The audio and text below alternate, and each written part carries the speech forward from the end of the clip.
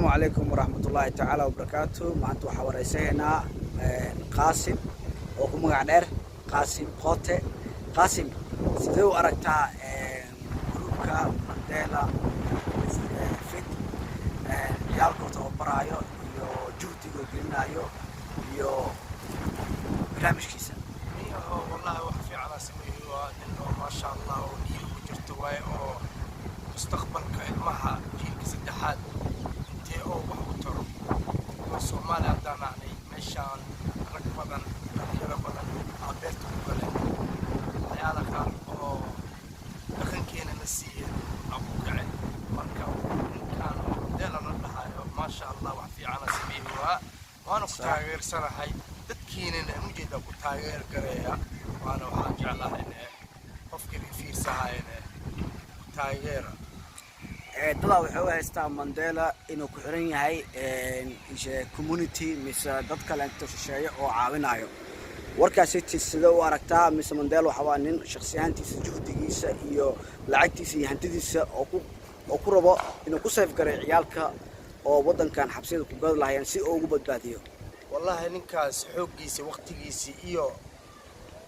waqtigiisa agili meesha macnaha waxa waaye wax tar waxa waaye macnaha qof maanta lacag ku sii wayna oo jiran صح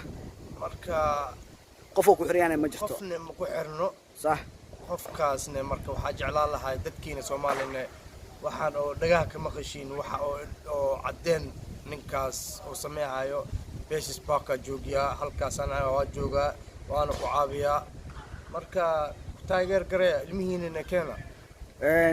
gabagabadii waxa ku jira mujtamaca Soomaaliyeed ku dhaqan London maxaa fariin ugu diraysaa? soo dhawaad halkan oo Mandela tifidket Mandela waana waxa la dhahaa Mandela FC waa youngest oo ilaa 8 ilaa 14 sano ilmaha oo qabtaan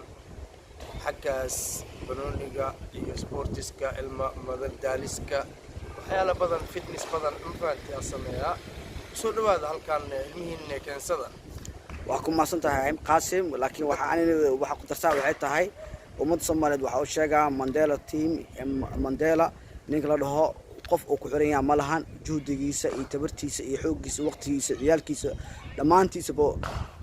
ninkaas taxabaay sababta uu hore waxay tahay si uu badbaadiyo dhalinyarada ummadda Soomaaliyeed oo ku dhaqan magaalada London. Mandela kaliya ma tababar ciyaalka laakiin wuxuu isku hayaa dhamaan waa 40 dhalinyaro 30 jir ilaa adiga 15 jir 40 ciidamaha oo socod ka dhibeyso. Mandela maxalada afarinta ku diris maxay tahay Mandela ku soo dhawaaw jir joog soo dhawaaw halkan oo baaqitaanka lagaga soo diraayo macnaha hore u sii soco.